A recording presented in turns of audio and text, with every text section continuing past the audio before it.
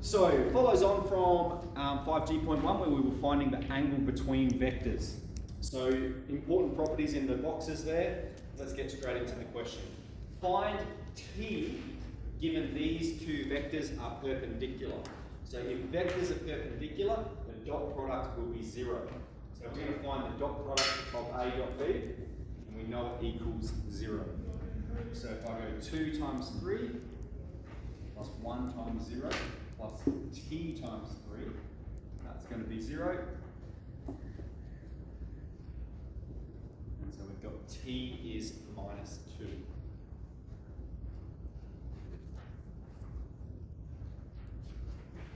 Excellent. Okay. Question 2. We've got the modulus of A is 3 and the modulus of B is 5. Determine A dot B if, and we've got a number of different circumstances here, if A and B are perpendicular. Well, if A and B are perpendicular, then A dot B will equal 0. Okay, so that's a nice easy one. Okay, if A and B are parallel, what it means is that A is equal to some scalar times B. Right? That's what it means if they're parallel. And so then if we have A dot B, what we have, I'm going to substitute this for A. It means we've got KB dot B. And what this is, okay, is B dot B, and the dot product of B dot B is modulus of B squared. Okay, so flipping back to 5F where we do dot product, this becomes K times the modulus of B squared. Alright, and we're actually given the modulus of B. We can evaluate this when I went through it earlier, but the modulus of B is 5. So it's going to be some number times 25. Okay, A dot B in this circumstance will simplify to some number times 25, depending what that scalar value is that makes A and B parallel. Okay, so that's for part B. Any questions? Excellent. Part C. If they're at 45 degrees to one another. Well, from the angle, okay, this is the formula for the angle between two vectors, modulus of A and modulus of B. And if we have the angle is 45, and we know the modulus of A is 5, 3, and the modulus of B is 5, then we can equate A dot B as 15 cos 45. Cos 45 is 1 on root 2, so we'll simplify to 15 on root 2. Alright. And then for part D, what can be determined about A and B if A dot B is negative 2? Okay, so here, we're not trying to make some point about their value and so forth. I want us to just consider point 3, that's talking about the angle between two vectors, and we have if A dot B is positive, the angle is acute. If A dot B is negative, the angle is obtuse.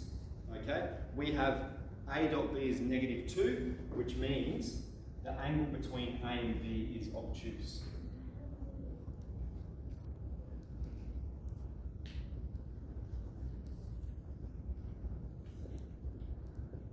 Okay, because A dot B is negative, it's going to calculate the obtuse angle. And of course, like whenever you have two vectors meet, right? It's like when you have two lines meet. You know, there's the acute angle, isn't it? All right. And here's the obtuse. Okay, so that's question 2. Let's move on to 3. Now we've got a practical application of this angle formula. We've got a this 3-dimensional prism, and what we know is basically it's 4 units across, 2 units high, and 5 units back. So we can calculate the volume of it and the surface area and so forth, but we're going to use vectors to determine angle PYL. Okay, the angle at PYL. YL is going to make. So if we define this as point 0, okay, that's the point of origin, and I'm also going to define the axis that I'm going to say going across on the whiteboard is the x-axis, going up and down is the y-axis, and going in and out of the board is the z-axis. So what that means is point Y then has an x-coordinate of 4, a y-coordinate of 2, and a z-coordinate of -5. Let's push 5 units back that way. Point L, all right, has an x-coordinate of 4. It's not translated up any and not translated back any. And point P is halfway between. That's shown in the image that you're given on the notebook there. So point P is 2, 0, 0. So if we want to find angle PYL, all right, it's going to be YP dot YL on the modulus of YP times the modulus of YL. Okay, that's just an application of the angle formula. And you can think, if I want the angle is 3 points P, Y, L, okay, we need to have vector YP and vector YL. All right, that's those vectors that make up the angle PYL. Excellent. So let's go through it. We want to find vector YP. Okay, vector YP is going to be the coordinates of P, take the coordinates of Y. So we're going to have 2 take 4, 0 take 2, and 0 take -5. That's vector YP. For vector YL, we're going to have the coordinates of L, take the coordinates of Y. So we'll have 4 take 4, 0, 0 take 2, -2, and 0 take -5 will again be positive 5. So we've got YP and YL. Underneath, I might just calculate the, let's just go straight into the formula. So we're going to have positive theta is YP dot YL. So we're going to have 2 times 0 plus -2 times -2 plus 5 times 5. So there's the dot product. And then it's going to be on top of the modulus.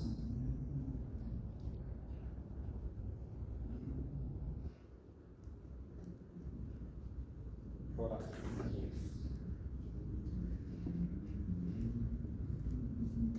I'll simplify it and then the math is my calculator.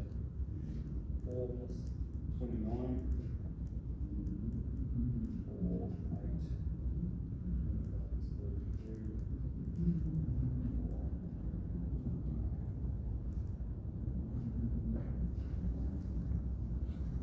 Okay, now we can look at this and we can know the angle is going to be the acute angle because the dot product is positive. We can know from the diagram as well, like we're expecting an acute angle, it shouldn't be obtuse. So I'll just put that in unless anyone's calculated it already. Is my maths all correct there? 29, what's the answer? 20.37 degrees.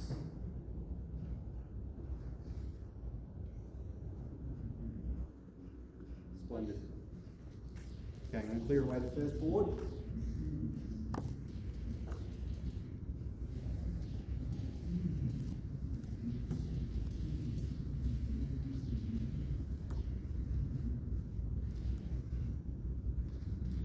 All right. We've got vectors A is 1, 4, -1, and vector B, which is -1, 2, -2. Find the modulus of B. So that's part A. 1. The modulus of B is going to be the square root of 1 squared plus 2 squared plus 2 squared.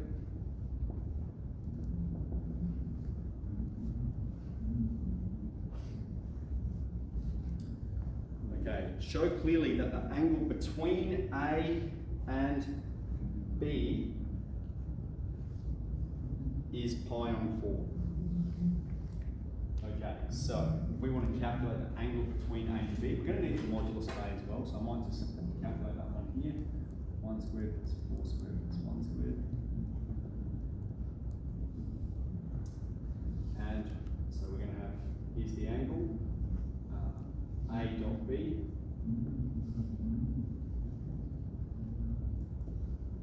On product of the moduli.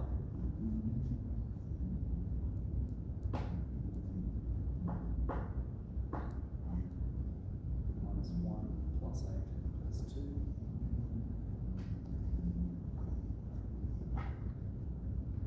What is that?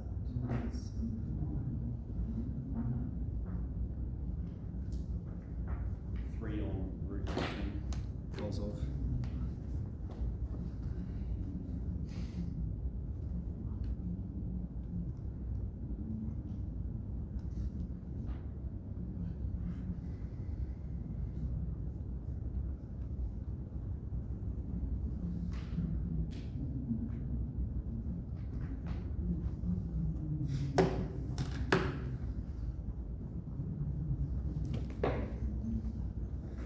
So, like here's another way that we can unpack that one a bit. It's only 2 marks, so you're getting 4 marks here. But here's another way we can link it to the unit circle, right? Is 9 on 3 becomes 3 on the square root of 18, and 18. Actually, let's leave it. Let's move on, and I might come back to that. Okay, part B. Given point A has these coordinates shown in figure 4, find the coordinates of M and N such that angle MAN is pi on 4. Okay, so let's sketch it up. We've got A is 3, minus 4, and 2. And M, we don't know the coordinates of it. And N, we don't know the coordinates of it either. So I'm just going to make some up. For M, we'll go X, Y, Z. And for N, we'll go P, Q, R. All right? And it's saying, find some coordinates for M and N such that the angle is 45 degrees. Okay, so you're probably looking at thinking, what the hell? Well, we know there's a link. Okay, there has to be a link from what we just did. We know these two vectors are at 45 degrees to one another. They meet at an angle of pi on 4. Okay? So if we want these two vectors to meet at an angle of pi on 4, what it means is that vector AM should equal vector A, and vector AN should equal vector B. Alright? So if we say that, vector AM, which is going to be the coordinates of M, take the coordinates of A, X take 3, Y plus 4, Z take 2. That should equal the vector A that we began with. 1, 4, 1, 7. Okay, and now we're just going to equate the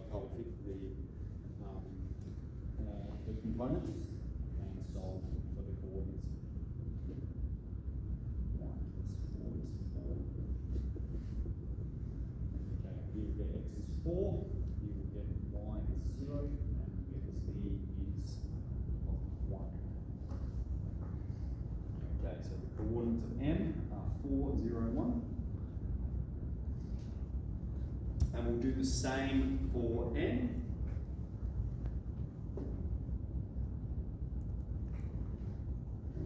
So for AN,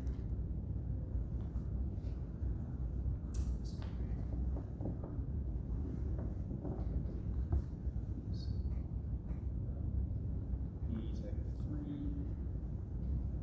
Q plus 4, 2. And that's going to equal vector B, which is this one. That's 1, 2 plus 2. And again, we'll equate the components.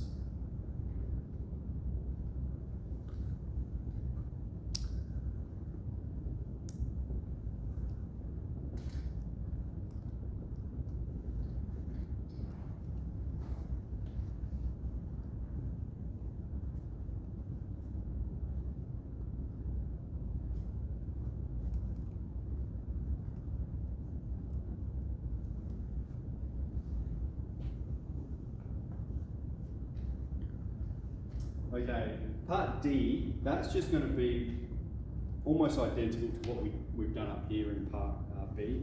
So we might skip that, you know, you're just finding the dot product and the modulus of each of those vectors. Okay, so let's move on to part E then, which says find two vectors,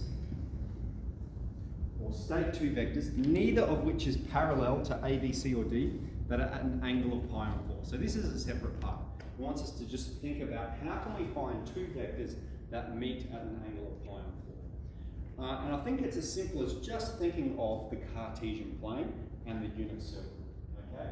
If we had this vector and this vector, they're going to meet at an angle of 45 degrees. So how are we going to define those vectors so that we know that they meet at an angle of 45 degrees? Well, if we're just going straight across on the x-axis, it's going to be this vector here, 1, 0, 0.